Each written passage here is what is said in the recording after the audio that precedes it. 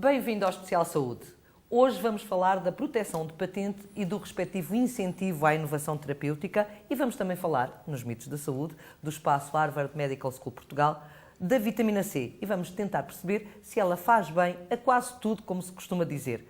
Sabia que o tempo de desenvolvimento de um novo medicamento é de 13 anos e meio?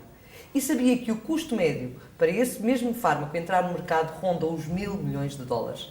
É muito tempo e é muito dinheiro, sem dúvida. E é por isso que existe a chamada proteção da patente e propriedade industrial. Mas parece que há falhas no sistema e que estão previstas mudanças no espaço europeu a esse nível. E hoje, no Especial Saúde, vamos saber quais são. Tenho como convidados deste programa Ana Maria Nogueira, diretora médica da MSD, Jorge Félix, farmacêutico e economista da saúde, e ainda Paulo Pinheiro, sócio-advogado da Vieira de Almeida e Associados. Agradeço desde já aos três por estarem hoje aqui comigo no Especial Saúde, ainda por cima de debater um tema tão polémico, tão problemático como este, da proteção de patentes, em que a maioria dos nossos telespectadores, se calhar, ouviu falar en passant e não sabe concretamente do que é que estamos a falar. Começava pela doutora Ana Maria Nogueira. Falar da proteção da patente e da propriedade industrial é muito importante para a indústria farmacêutica, nós sabemos. É isso que permite, de facto, o investimento em novos medicamentos, para que o doente perceba de que é que estamos a falar, ou não? É através desta proteção que a indústria tem possibilidades de investigar mais e mais e mais? Claro que sim, e eu acho que há aqui uma coisa que é muito importante e que nós precisamos de ter a noção, é que tanto a indústria farmacêutica de inovação como as companhias de genéricos têm o seu lugar em prol da sociedade, da saúde pública e se calhar até do funcionamento dos mercados e, portanto, é fundamental que ambos atuem a seu tempo e no seu contexto. Agora, de facto, a indústria farmacêutica de inovação, como disse muito bem, necessita de um investimento que é um investimento de alto risco. Repare, 1.000 milhões de dólares. Alto risco porque apenas entre 5 mil a 10 mil novas moléculas que são descobertas consegue concluir o seu percurso até ao mercado. Só uma, não é? Só uma. O custo, como disse muito bem, e por outro lado é o investimento a longo termo também.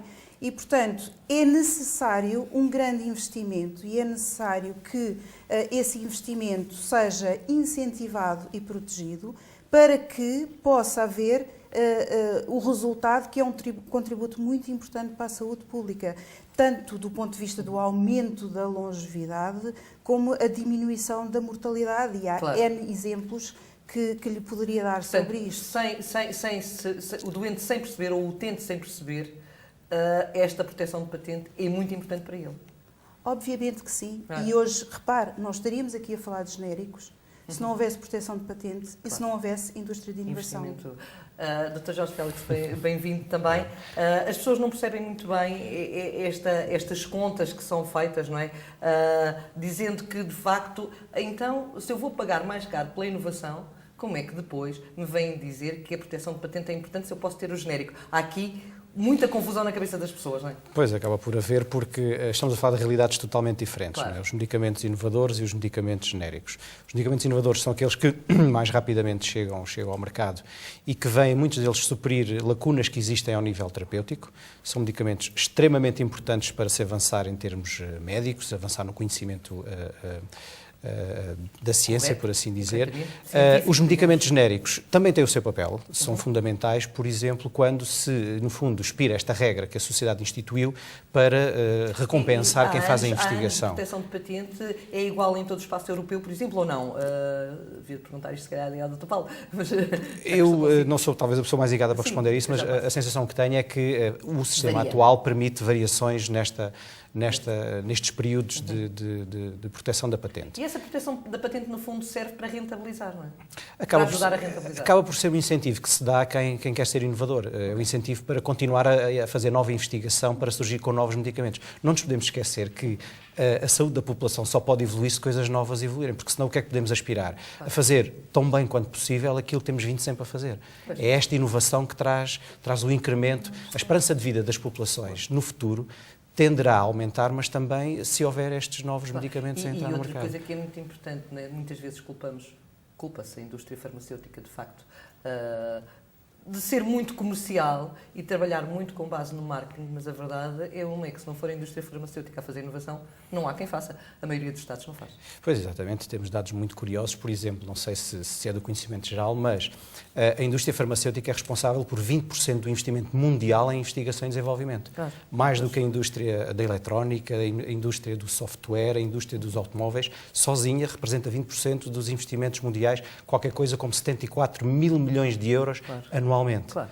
E isso é um esforço grande e é, curiosamente, a indústria que, face às vendas que tem, proporcionalmente mais investe em investigação e desenvolvimento. Cerca de 19% da... Portanto, desta vez, doutora Ana Maria, não são os maus da fita, não é?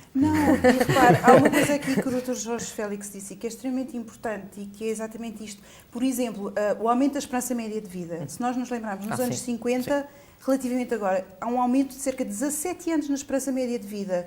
E há quem diga que, de facto, 1/3 desse aumento se deve à substituição de novos medicamentos por velhos medicamentos. Portanto, não é só a melhoria dos cuidados gerais de saúde, são os medicamentos novos que contribuem para isso. Claro, e quando nós estamos muito aflitos com um problema grave de saúde, queremos um melhor medicamento, venha lá ele.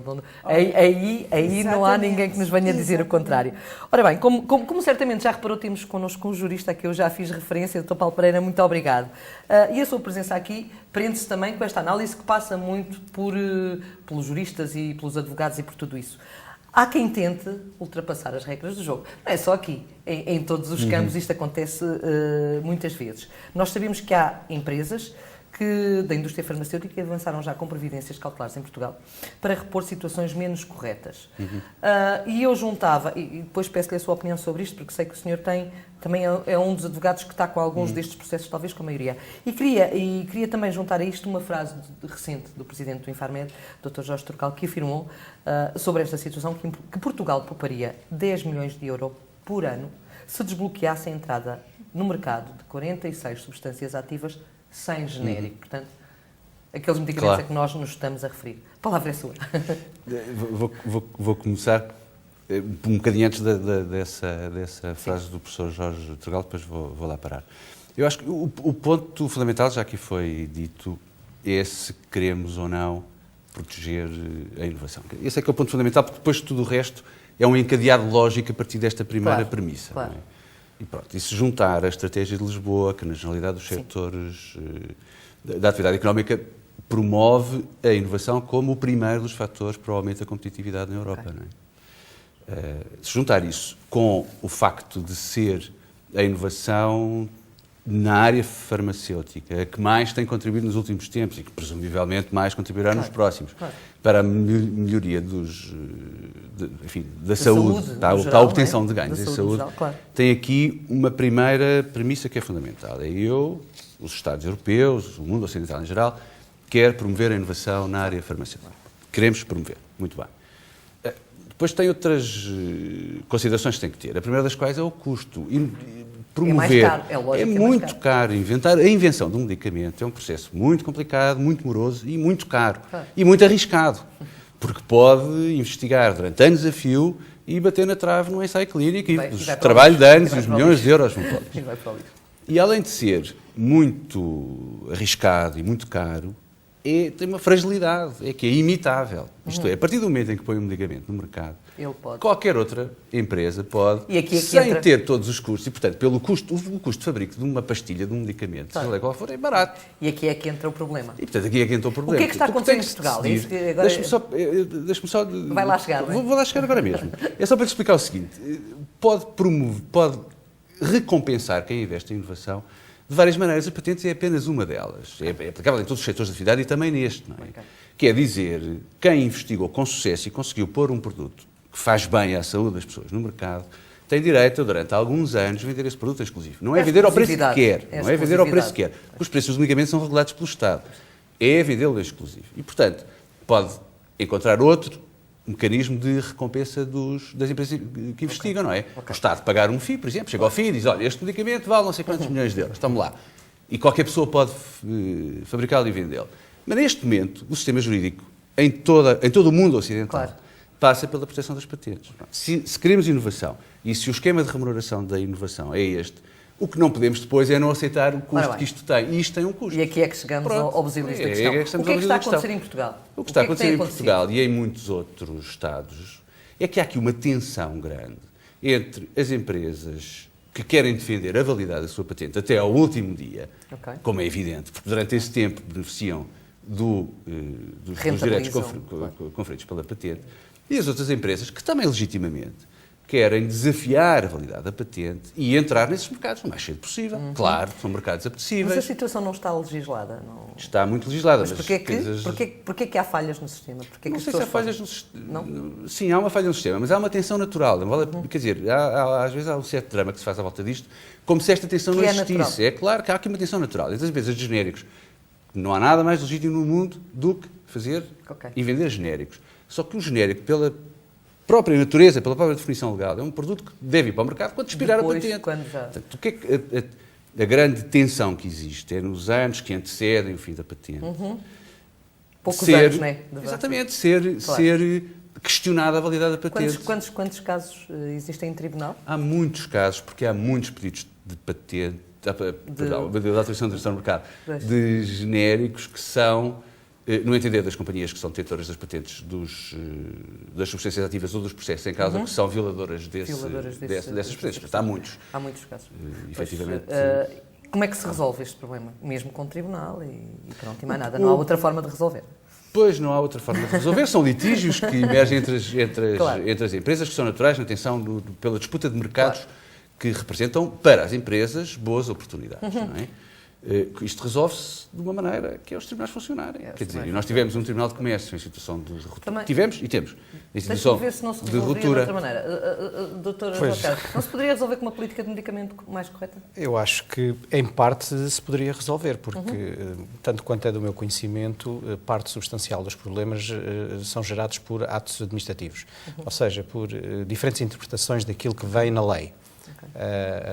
Porque a lei é clara, diz que os medicamentos genéricos não podem ser comercializados no mercado antes de expirar a tal patente. Pronto, o que existe depois é a possibilidade, para efeitos de maior celeridade, até porque o processo regulamentar é algo complicado, é permitir às empresas que têm medicamentos genéricos poderem começar a iniciar o processo de registro dos seus produtos antes de ter expirado a tal patente. Pronto. E o que tem acontecido é que as autoridades, pelo menos em Portugal, têm concedido aquilo que é designado a autorização de introdução no mercado a estes medicamentos antes de expirar a patente. E pronto. E depois é aqui que entra a tal questão da atenção, que é alguém que ainda tem uma patente que é válida, alguém que já tem uma autorização de introdução no mercado que não se sabe muito bem quando é que vai ser válido. Eu acredito que é aqui que as coisas podiam ser melhoradas. Que as coisas chocam, que as pessoas são Diga, doutor. Há aqui uma disfunção entre ter, de um lado, um ato administrativo que concede a patente, que é um ato por uma autoridade pública, que é o Instituto Nacional de Propriedade Intelectual, que diz, durante não sei quantos anos, só você pode... Algum de vocês sabe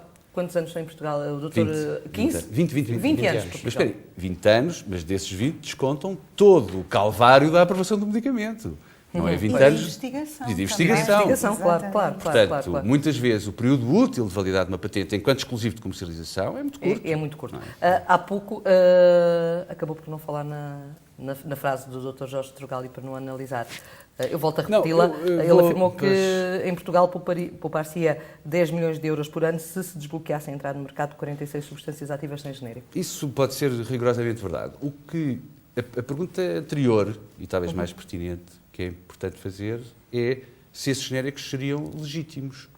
Quer dizer, se faz sentido estar a libertar a possibilidade desses genéricos irem para o mercado, quando sobre as substâncias ativas em causa existem patentes em vigor. Quer dizer, nós não podemos ter o bolo e comê-lo. Isso não dá. A mesma questão. Sua análise. É óbvio que é de todo o interesse da sociedade portuguesa que, assim que o período de patente expira, se maximize ao máximo, no fundo, o benefício para a própria sociedade, que é ter os medicamentos ao preço mais barato possível. E isso é possível a partir do momento em que a patente expira. Contudo, temos que também perceber que não podemos violar a legislação. Claro. A legislação tem que ser cumprida. Claro. Agora, a partir do momento em que a patente é expira. Eu também sou um acérrimo defensor que o mercado deve funcionar, deve haver competição, até porque isso gera um incentivo adicional para as empresas que se dedicam à inovação, continuem a inovar, porque sabem que, fim daquele período, vão ter que enfrentar a concorrência, provavelmente o mercado deixa de ser tão apetecível para essas mesmas empresas, há vários competidores que podem entrar nesse mesmo mercado, e a própria população também beneficia pelo preço. A indústria farmacêutica também concorda com esta posição? Estes 20 anos são o período necessário? Os 20 anos são o período necessário, embora de facto neste momento estejamos a tentar, por variedíssimos meios, tentar encurtar este período de investigação, que é fundamental, até porque é necessário que existam mais medicamentos inovadores e que haja, de facto, maior... As queixas do outro lado é que, de facto, não se está a apostar muito na inovação. É uma falsa inovação. Em muitos casos há uma falsa inovação. Pois, eu contraporia isso se nós pensarmos, por exemplo, e temos que olhar para trás e pensarmos para ver exatamente a dimensão deste contributo, por exemplo, no caso do HIV. Eu ia lembrar de caso do HIV, né? Cancro e HIV. Em 1987 apareceu o primeiro medicamento para o HIV, o AZT. Sim, sim. Em 1996 conseguimos, pela primeira vez, ter uma terapêutica otimizada. Hoje temos 25 moléculas novas, 5 novas classes terapêuticas. O que é que teria acontecido se não tivesse havido espaço para inovação? Claro. Deixa-me só dizer uma coisa. Essa ideia é dificilmente compatibilizável com o facto de a patente que as empresas têm não é autoconferida. Ela é conferida por uma entidade pública que reconhece que existe inovação naquela concreta substância ativa, naquela utilização, naquele processo de fabrico. Há concursos para isso, não há fórmulas de chegar lá. Se eu achar que tenho uma invenção, não posso dizer eu tenho uma patente. Claro. Não é? Portanto, há uma entidade pública que enfim, atesta regula, por outro lado, assim.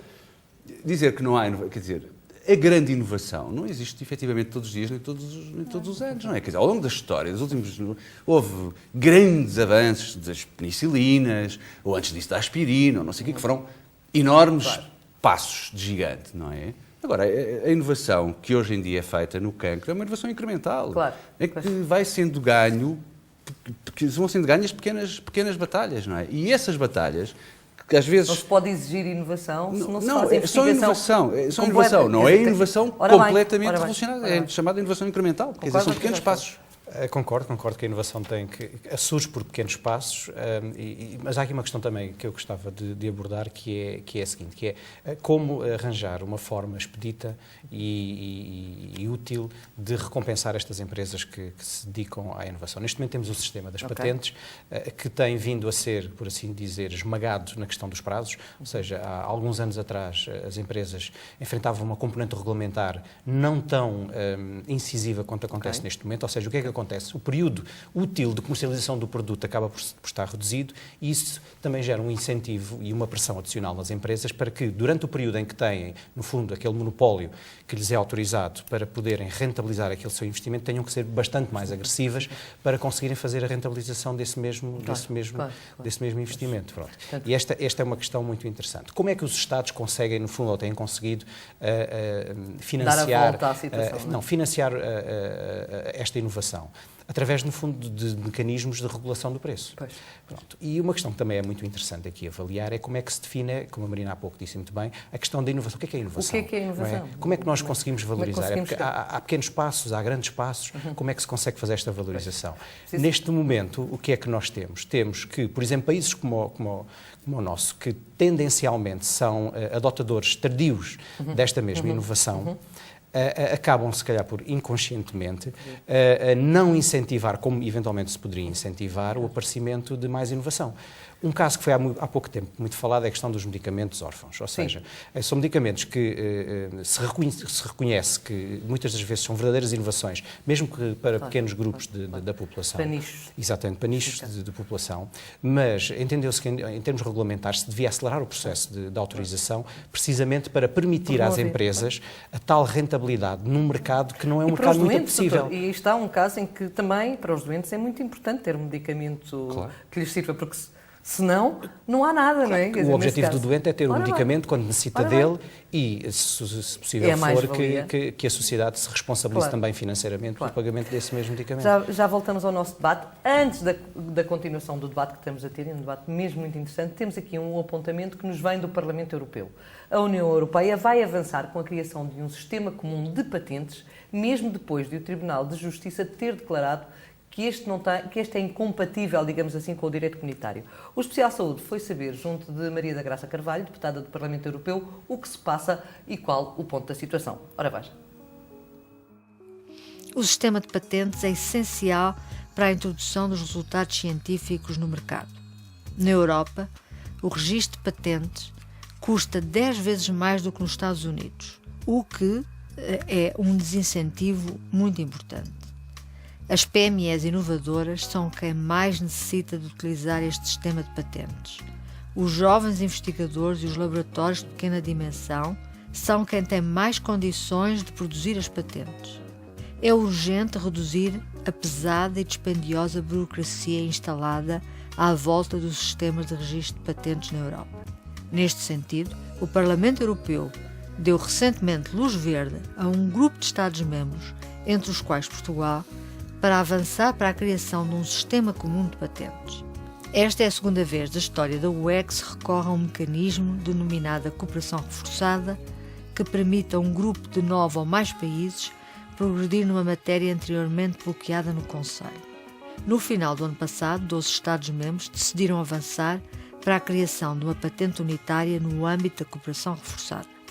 Em janeiro, Portugal associou-se formalmente ao pedido da cooperação reforçada, por entender que a existência de um sistema unitário de patentes coloca a indústria europeia numa situação de desvantagem competitiva, penalizando em particular as empresas portuguesas. Segundo a Comissão Europeia, a criação de uma proteção unitária de patentes eliminará os custos e a complexidade, incentivando assim avanços científicos e tecnológicos, bem como o funcionamento do mercado interno. Neste dossiê, lutei no Parlamento Europeu para que a única língua utilizada fosse o inglês. Esta não foi a solução final. Não foi possível impor uma única língua no sistema de patentes, ficando assim as línguas de trabalho, o inglês, o francês e o alemão. Declarações da doutora Maria da Graça Carvalho, deputada ao Parlamento Europeu, sobre o sistema comum de patentes. E eu trazia esta questão para o nosso debate do Paulo Pereira. Do que é que estamos a falar? Deste sistema de patentes europeu, desta necessidade de haver aqui um conjunto, uma união, digamos assim, de ideias sobre esta questão.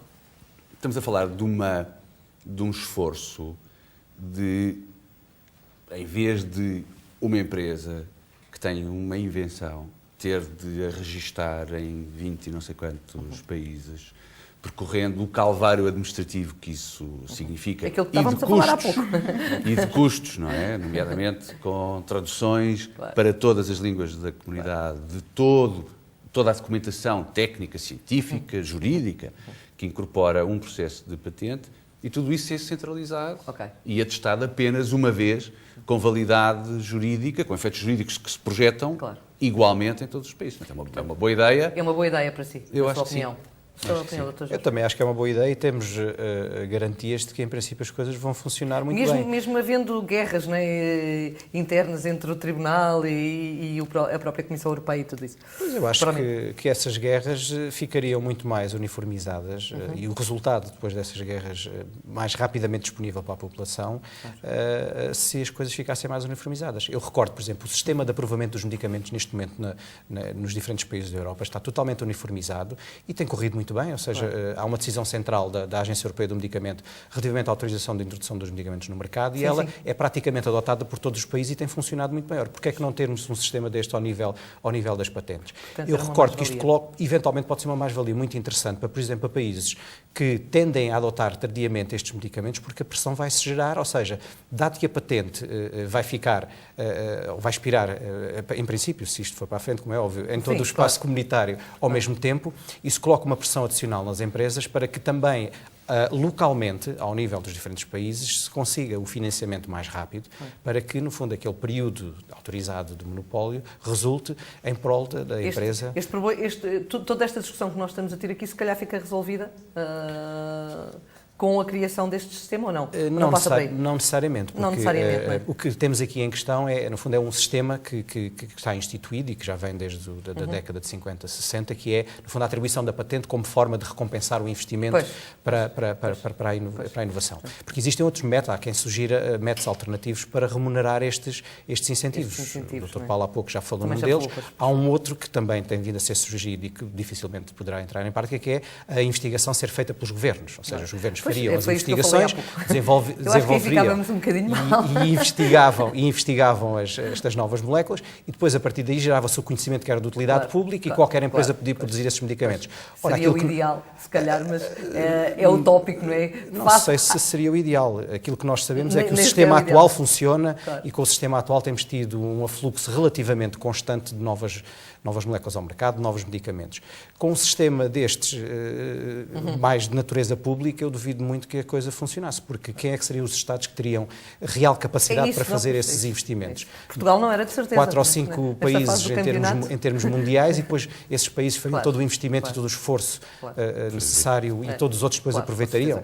Bom, isso geraria porventura incentivos que provavelmente não seriam muito práticos. Não é? É importante, já vimos, não é? Sem inovação não se consegue continuar a investigar e a investir no medicamento e nos medicamentos inovadores. É essa a conclusão que este fórum chega. Absolutamente, quer dizer, eu acho que de facto a indústria de inovação tem que ter um espaço para poder, de forma eficiente, não só tentar descobrir novas moléculas, mas também, bastante mais importante, é estudar o mecanismo da doença e descobrir alvos terapêuticos. Porque não é só descobrir uma molécula, é cada vez saber-se mais sobre a saúde e atuar sobre a saúde e a doença de forma cada vez mais direcionada. A medicina personalizada obriga a isso, a biologia molecular tem sido uma das formas para lá chegar, mas isso são, de facto, sistemas de investigação que exigem, como disse, tempo. E que são arriscados porque nem sempre, ou a maior parte das vezes, não chegam ao mercado. Portugal não tem defendido a indústria farmacêutica neste domínio? Não, não tem. Não tem porque a defesa da inovação e, consequentemente, das patentes, neste esquema que estamos a falar, passa por existir um corpo judiciário que defenda em tempo as patentes. Portanto, não pode assistir-se impunemente à violação constante. Isso é que não pode ser. Muito obrigada. O nosso tempo esgotou-se. Muito obrigada aos três por terem estado comigo nesta análise sobre a proteção das patentes. Tão importante é, embora não se fale muito no assunto, nem as pessoas saibam o que é, mas como estamos a ver, sem esta proteção, se calhar não teremos no futuro os medicamentos de que todos precisamos. Como já disse, o professor António Vaz Carneiro vai apresentar toda a verdade científica sobre mais um mito da saúde. Desta vez tem a ver com a vitamina C, no nosso espaço do programa Harvard Medical School Portugal. Antes, ainda tempo para a minha sugestão de leitura, que é também uma sugestão da editora Lidl especializada em temas de saúde. Trata-se do livro Nutracêuticos e Alimentos Funcionais, coordenado por João Pinto. Ler faz bem, como já disse, e os nossos livros, pelo menos, dão saúde. Garanto-lhe. Despeço-me de si, para a semana volto e dou agora a palavra ao professor António Vaz Carneiro. Até lá.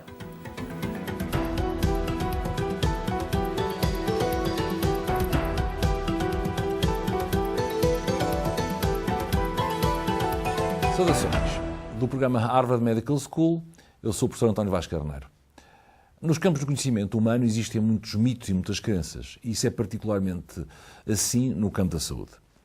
Uma das crenças mais frequentes é que a vitamina C ajuda a evitar a gripe e pode até mesmo ajudar ao tratamento. Bom, a gripe sazonal, que é aquela que aparece todos os invernos, atinge centenas de milhões de pessoas no mundo inteiro. Origina consumos de medicamentos em grande escala e é responsável por milhões de dias perdidos de trabalho, para não falar nas mortes. Por isto mesmo, a prevenção da gripe constitui uma medida de saúde pública muito importante. Existem diversas recomendações de como fazer. Para além da lavagem das mãos e da colocação de máscaras, dos cuidados de isolamento relativo a quem já tem a doença, tem-se recomendado a tomada da vitamina C para esse efeito, isto é, como medida preventiva. Mas que evidência científica existe que a vitamina C possa prevenir e ou tratar os sintomas da gripe? No caso da prevenção, o melhor estudo analisou mais de 11 mil doentes, incluídos em 29 ensaios clínicos, que são os estudos que analisam a relação entre a vitamina C e a gripe, em que foi comparada uma dose de 200 mg por dia de vitamina C com placebo, que é uma substância inerte, não se tendo demonstrado qualquer benefício nos sintomas e na evolução da gripe. Quanto ao tratamento, o panorama é idêntico.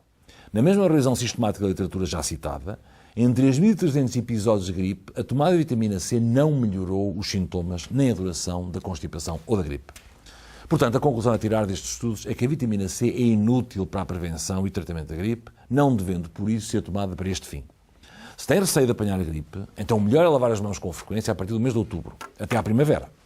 E evitar o contacto com as pessoas com sintomas de gripe, não as cumprimentando, por exemplo, já que o vírus propaga pelo contacto das mãos. Caso já tenham os sintomas, deverá proteger os outros do contágio, evitando a proximidade e o contacto físico. Do programa de Harvard Medical School Portugal, eu sou o professor António Vaz Carneiro.